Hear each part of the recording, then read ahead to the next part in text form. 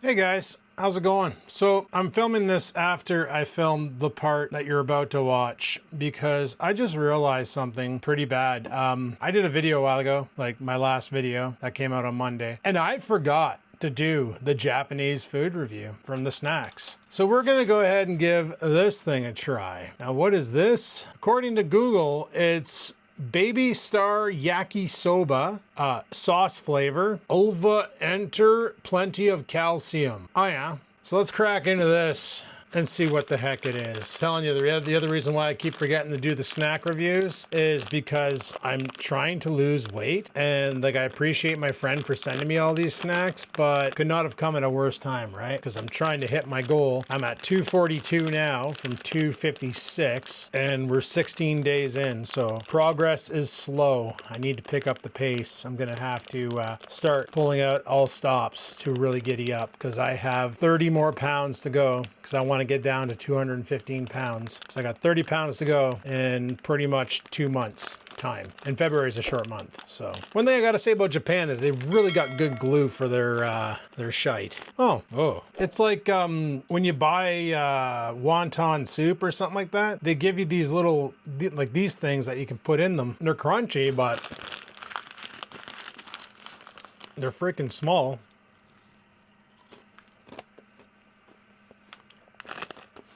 I wonder if she picked these out because I sent her hickory sticks. And hickory sticks are like double the size of these things. Like, these things are small. Thin little, I don't even know if they're onions or... I'm gonna have to drink them. I can't describe the taste to you guys. It kind of reminds me of like a sweet and smoky taste, I guess. I don't know what the heck that flavor profile is, but it's like a sweet and smoky. Anyway, guys. On to the video. We have issues with the VR, so let's get into it. Hey guys, what's good, what's happening, and what's going on?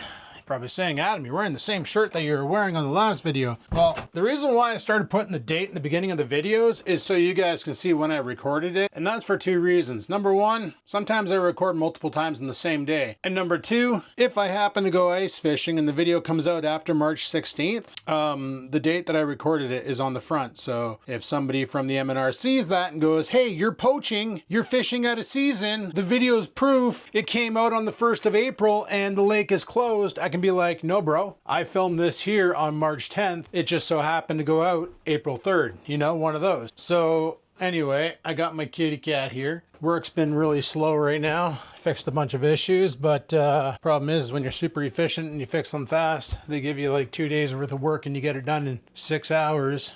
It's leaves you kind of bored. So been having an issue with the Quest 3. And it's an issue that everybody's been having. It's nothing really big. It's just that the VR bridge. I bought this thing a long time ago for the Quest 2 that basically creates a Wi-Fi bridge between your computer and the helmet. So you can go pure wireless, PC VR, no cables attached, good to go. Now, a lot of people nowadays got better routers than I have. I only have Wi-Fi 5 on my Google Home Mesh. I thought about upgrading to the Wi-Fi 6 until I saw that the setup would be close to $1,000. And seeing that everything I have in this house right now that uses Wi-Fi, the only things I really have, 2 laptops, my cell phone, and the Wise cameras, that is it. Everything else is wired in, hardwired through Ethernet. So it's all cabled. So I don't really use Wi-Fi that much, but if you have like a Wi-Fi 6E router,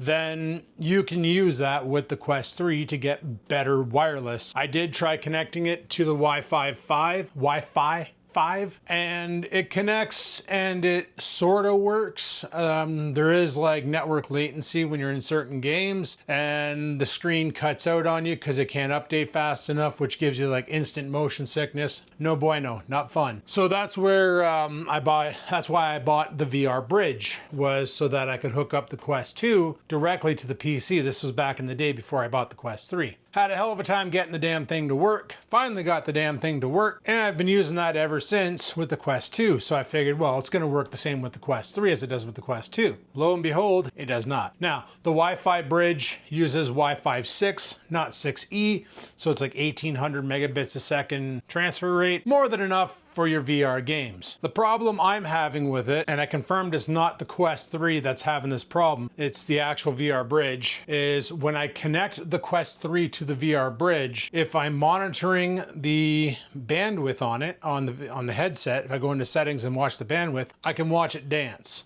I tried locking it in at 1800 megabits and going constant bit rate, and then it just crashes even quicker. So it doesn't seem, it's almost like the VR bridge is overheating and dropping the connection and it just can't keep up, which doesn't make sense. So I was like, okay, is there something wrong with the headset? But then I tried the Quest 2 and it works fine. So it's not the Quest 3 that's the problem. Well, it sort of is. The Quest 3 just has a better Wi-Fi adapter in it than the Quest 2. And the VR bridge can't keep up. Because when I connect it to the Wi-Fi 5, the Quest 3, everything works. I can use the new Windows integration with the Quest 3, which is pretty cool. You set up these like little applets on your computers, and then you can just wear the helmet and walk up to your desktop. When you look at the keyboard, boom, it brings up monitors on your screen.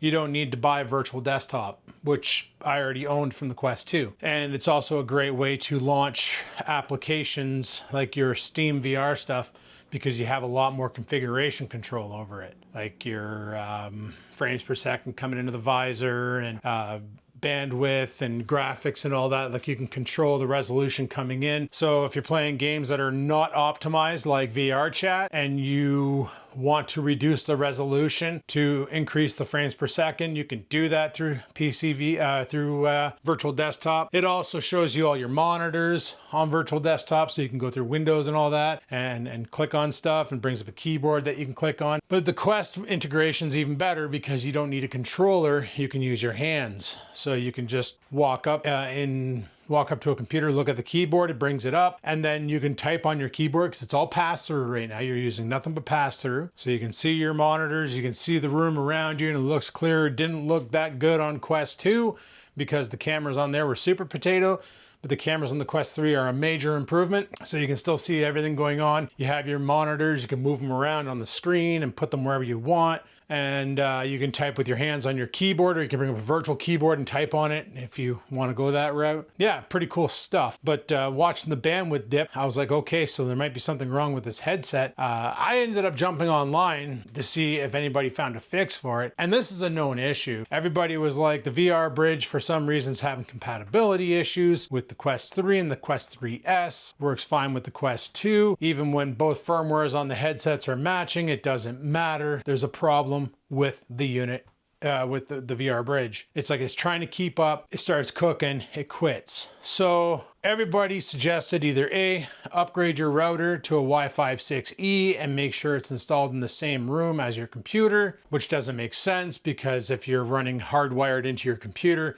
having the router in a different room, it just means it has to struggle harder to get the VR or to get the wireless. So I could see that's the reason why they want you to have it in the same room, so you get the best possible Wi-Fi connection to your helmet, and then you're on Wi-Fi 6E and you shouldn't get any problems. Or buy a cable. Drop the wireless, run a USB-C cable to your brain, plug it into the computer, and go from there. So I went on Best Buy.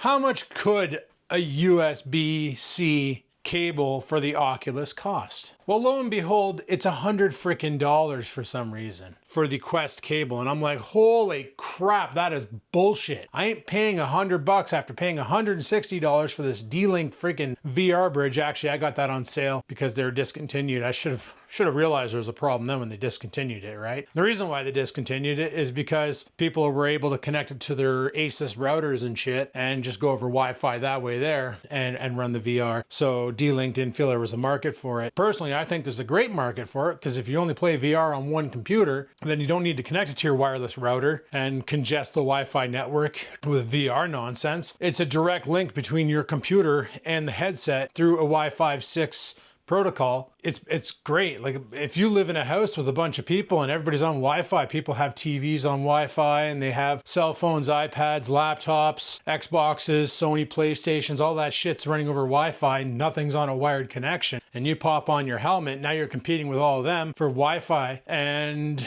you know, there's only so much Wi-Fi I can do. After a while, it starts getting a little bit congested on there, and then you get frames lost. And the worst thing that happened in VR is you're playing a game and all of a sudden she starts to stutter because your brain sees that stutter, and even though you might not be moving, your brain thinks you're moving, and then motion sickness kicks in and you're blowing chunks all over your carpet. No bueno. So on that note, I did some more digging on cables. I'm like, there's got to be a cable out there that isn't freaking 1/6 the price of the headset, or 1/3 the price of the headset. You know, it doesn't make sense. Like, why wouldn't they include this cable with the headset? At least with the Quest 3, the big one. You know, when their introductory or their sale price is $679, they're going for $799, and then they're on for $679 because freaking Meta just announced the Quest 4, assholes. So at $679, you think they would just include the cable with it, but no, it's an extra accessory you have to buy because they're not wanting you to use PCVR. They want you to use it as a standalone headset, download all the games from the Meta Horizon store and play them all on the unit itself, not through your computer, through Steam. Don't give your money to anybody else but Meta. But you have the option to play PCVR, because if they knocked that entire universe out and said you're not allowed to use SteamVR, you're not allowed to use PCVR, they probably wouldn't have sold as many headsets as they did. Yeah, the inside-out tracking is awesome.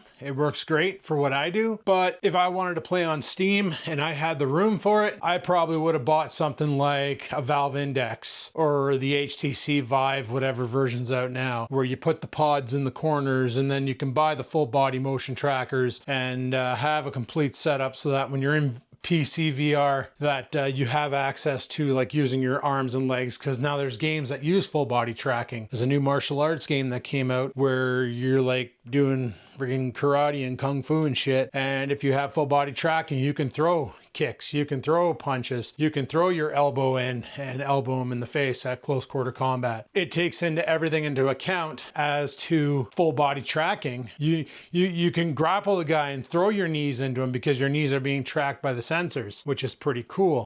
If Meta decided to block out that entire universe, no PCVR, you only have access to the Meta Horizon store and that is it, I don't think it'd be as much of a hit as it is. I think it would have flopped because you're literally blocking a whole bunch of indie games that are coming out that people wouldn't be able to enjoy unless they had a full functional headset. So I jumped on the old Amazon Quest 3 link cable. I did some searching and I managed to find one for $30. And it even has a pass-through for charging. Apparently the problem is if you plug the cable into your computer, your average USB-C port will only put out, 5 volts at 2 amps, 2.1 amps. They don't really throw that much voltage unless you're using a USB-C on like a pass-through power with 20 watts or 30 watts. Other than that, you're not really pushing that much jam out, and it's not enough to charge the helmet.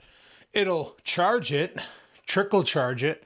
So instead of the helmet lasting like an hour's worth of gameplay, you might get 3 hours before it dies. But this cable has this neat ability to plug the Quest 3 charger into it as well, so that it can supplement more power across the 5 volt charging rails to keep the headset running indefinitely. Now, is this a good idea to do?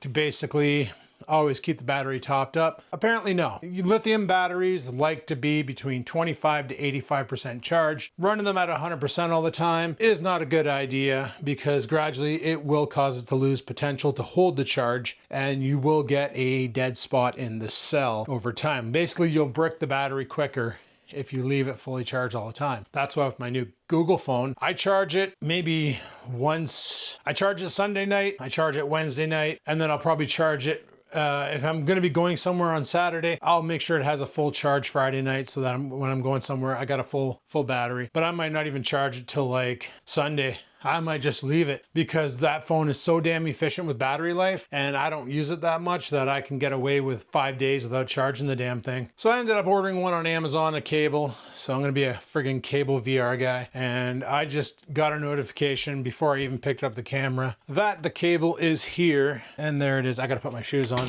It's snowing like a son of a goof out here. Check this out. Look at this. Look at this freaking mess. Do you see those tracks over here? Coming from all the way down under yonder. And it comes right up here and it goes right into my boat tent. I think I have a rabbit living with the kayak. here is the cable. I'd show you the other side, but it's got my address and you don't need that information. Remember people, don't dox yourself on the internet.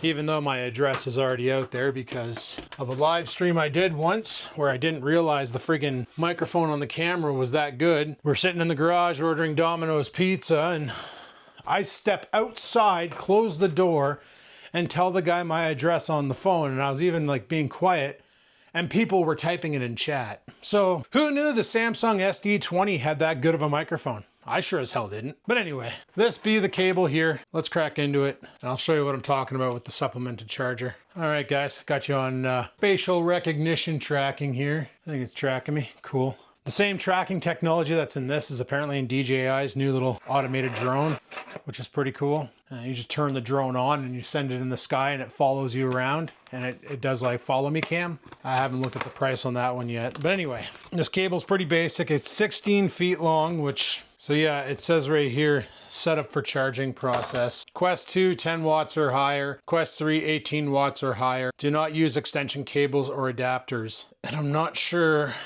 Oh, okay. Okay, so basically it's really basic on how to set it up. Update system and check requirements, plug it into your computer, plug in the power supply to it. So basically this is the cable here. Pretty basic. So basic that a basic guy like me can't even unravel it. This end here goes into your computer, obviously. This is the charging component. You got a USB-C in, which matches up with the Quest's current USB-C charging standards. They give you a tearaway thing for this, but I just ripped the tab off of it, so I might need my knife again. Oh no, there we go. What the heck's this say? When battery level of Quest 3 exceeds 65%, the charging projection system may slow down and charging speed. Oh, okay, so it's a smart charger. So that's really cool that it won't run the battery at 100%. It'll let the battery degrade itself and then run it from there. But yeah, this goes into the computer, this into the charger, and the rest of this goes to your headset through a USB-C connector. 30 bucks on Amazon versus the actual Oculus cable from Best Buy. And like I said, the Oculus cable from Best Buy was like 100 bucks, and it doesn't have the charging. It's literally a link cable. Now, I don't know if that cable can charge because it's literally USB-C to USB-C. So they're probably thinking you're putting it into a PD port on your computer. That's putting out more than 18 watts because that's literally what you need to charge the Quest 3 is 18 watts. So my amperage to voltage to wattage conversion calculation in my brain isn't online right now, so I couldn't tell you what that is. I could ask the hockey puck, but I really don't care. I'm sure somebody in the comments will say this is how many amps you need at 5 volts to produce 18 watts. 2CV bloke already corrected me on my power supply on the Acer for that. Yeah, so like I said, I could just Google it, talk to the old hockey puck, and she'd fart out an answer, but I really could care less. So I'm going to give this a try tonight after martial arts and see how well she do. Apparently it can transmit 7,500 megabits a second, obviously, because it's going through a single, well, it shouldn't be that high. USB only uses a single rail on the PCI lane, and it's a shared rail. So I don't see it going that quick, but it's definitely going to be quicker than the VR bridge and more stable. The only problem is when you have a wire attached, you have a wire attached. So you got to watch what you're doing, right? Because you could like step on the wire and break your headset or rip it out of the computer and break your computer. There's a lot of things that can still go wrong when you're using a cable. And that's the whole reason why I liked wireless. Now, I did, like I said, I had the Lenovo Explorer before, and it was a wired headset, and I never had any problems with the wire.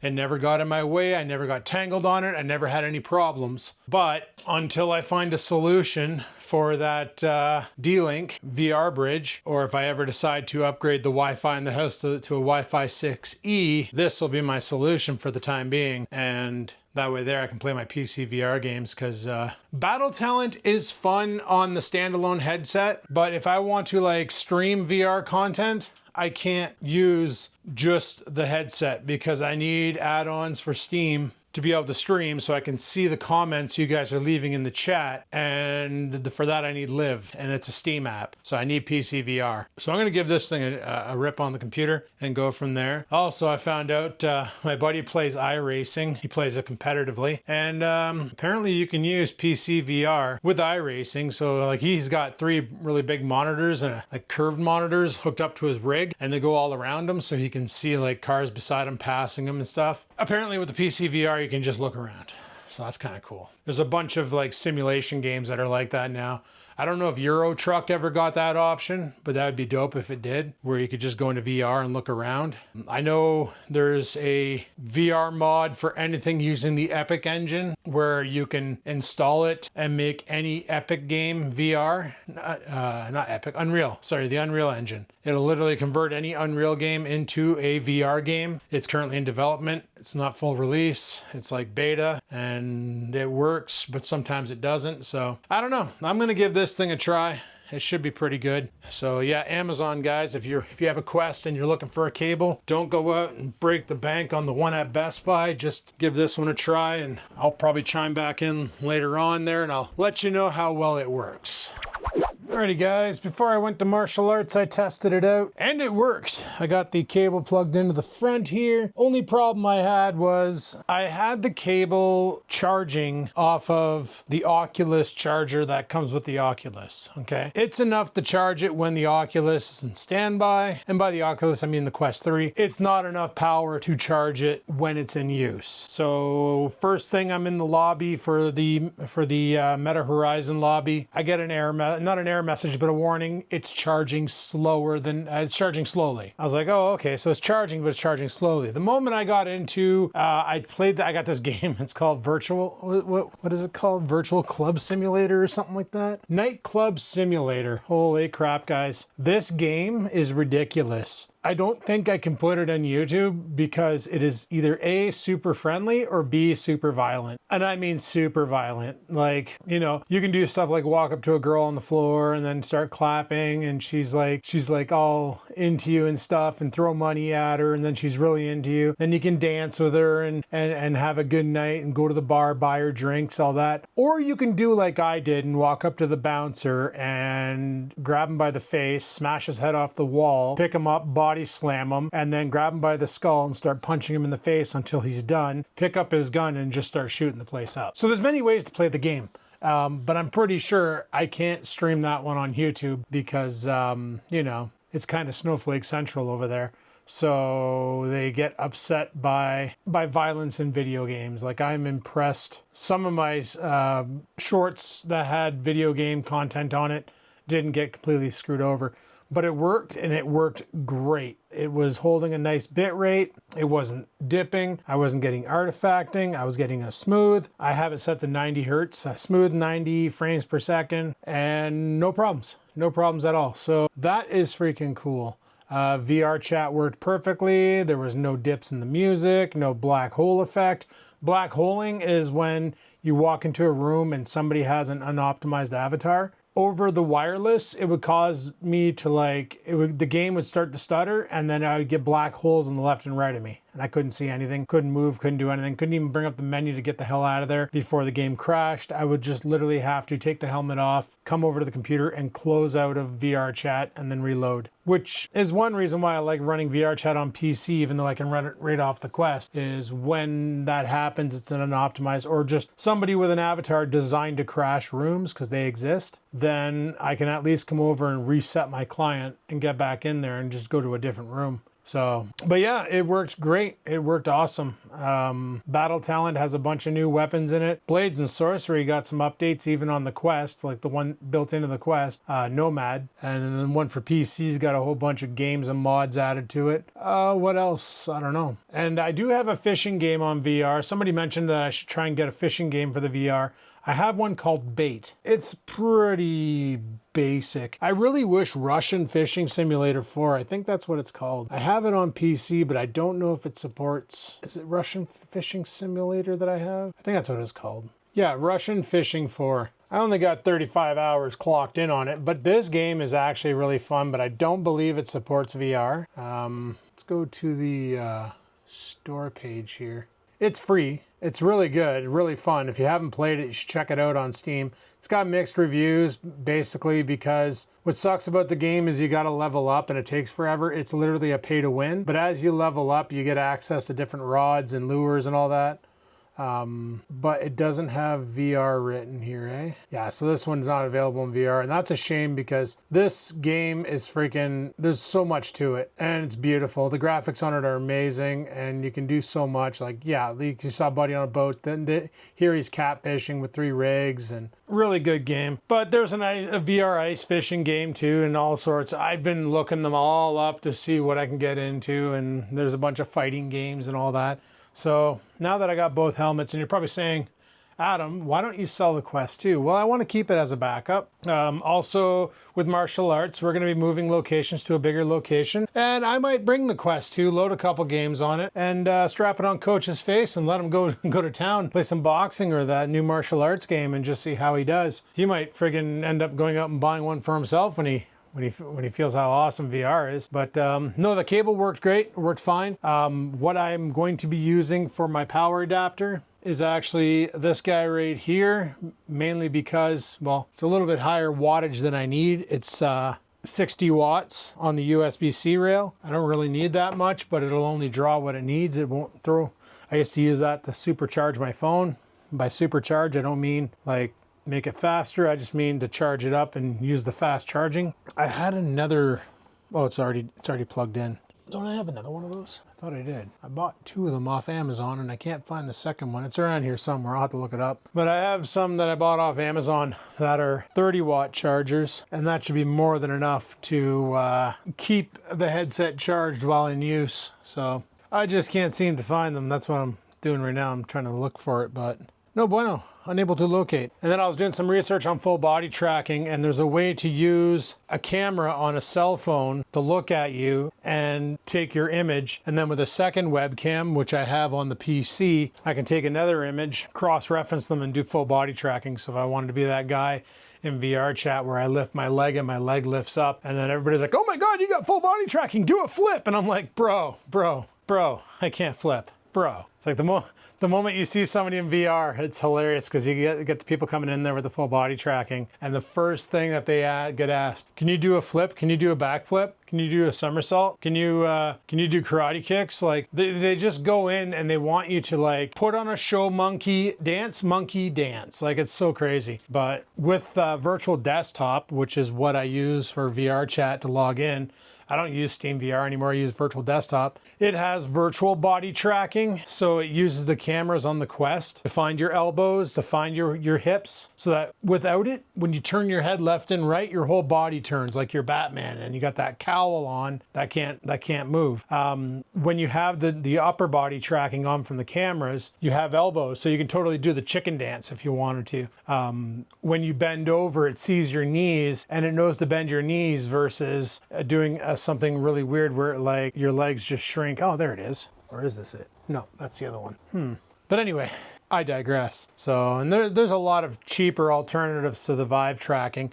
The Vive tracking requires you to put pods around your room, and then it locks on to the trackers that are like attached to your body, and they kind of look like 3 claws, like a 3-prong claw. And I'm just not into spending that kind of money on something that's a novelty. I'd like to find a free way or another way to do it. Somebody once mentioned to me, oh, use the Microsoft Kinect from the Xbox 360, because I have one of those downstairs. But every time I looked it up, everybody said it's janky and you're better off with a webcam. So keep that in mind.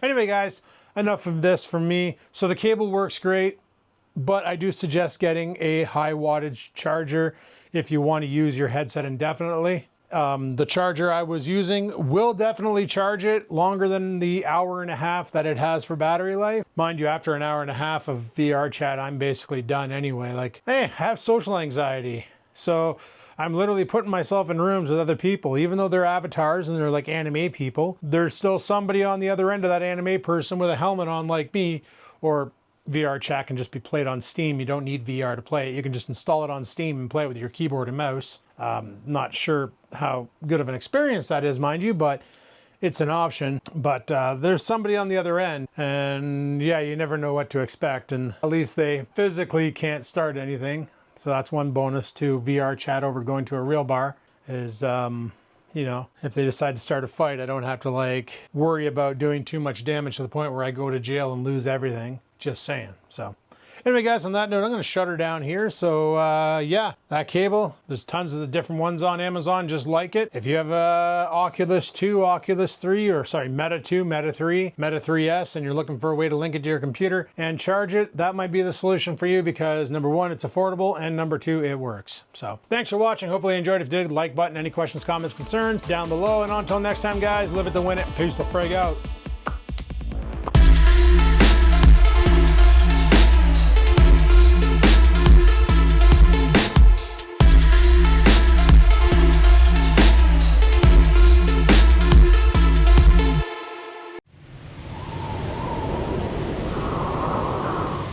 Sit, stupid, sit. Good dog.